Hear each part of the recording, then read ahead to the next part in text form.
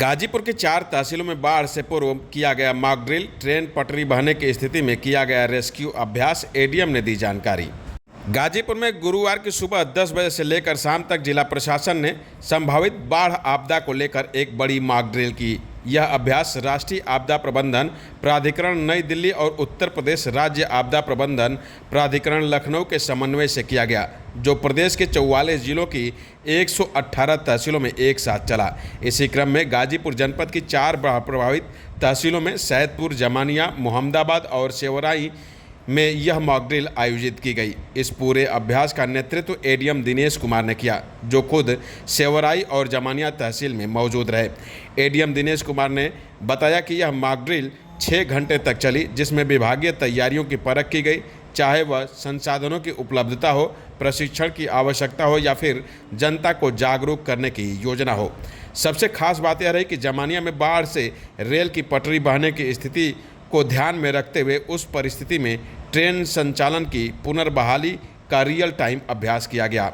इस अभिनव प्रयोग की सराहना शासन स्तर से भी की गई।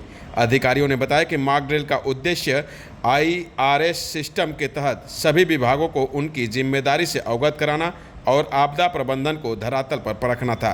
इस दौरान एडीएम दिनेश कुमार ने और क्या कुछ बताया, खुद सुने। प्रदेश में मानसून का आगमन हो गया है।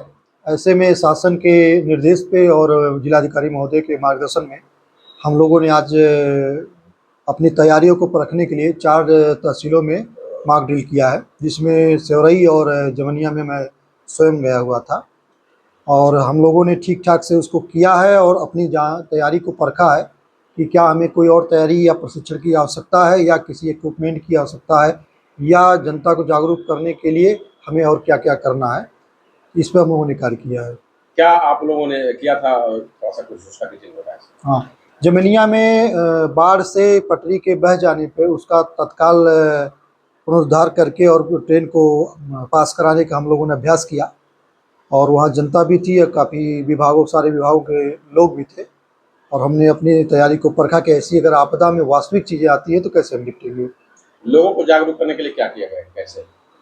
जनमानस को जागरूक करने के लिए वहाँ विभिन्न समुदाय से लोगों को जोड़ा गया था, विभिन्न विभागों से और विभिन्न गाँव के लोग थे, ताकि वो देखते रहें कि मतलब प्रशासन आपके साथ है और वो चीज़ को देख करके उनको आत्मविश्वास हो और चीज़ों को सीखें कि अगर आपदा आती है तो क्या हमें स्वयं से तत्काल करना है, जब तक प्रशासन पहुँचे तब तक उन्हें क्या करना है और प्रशासन को कैसे सूचना देनी है, तब तक प्रशासन निश्चित तौर से चीज़ों को संभाल लेता है। सर, ऐसे में जो ट्रेन को पटरी टूटने का या किस तरह कॉन्सेप्ट रहा और किस तरह कैसे मतलब आप लोगों ने किया?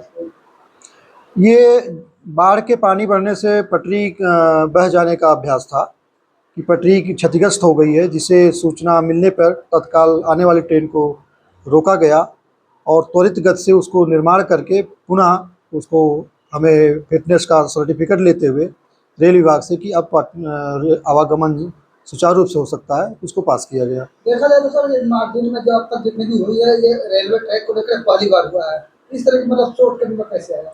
संभवतः इस बार के मॉक ड्रिल में तो इस ट्रेन का अभ्यास केवल गाजीपुर में हुआ है, इसके लिए शासन स्तर से सराहना भी की गई है।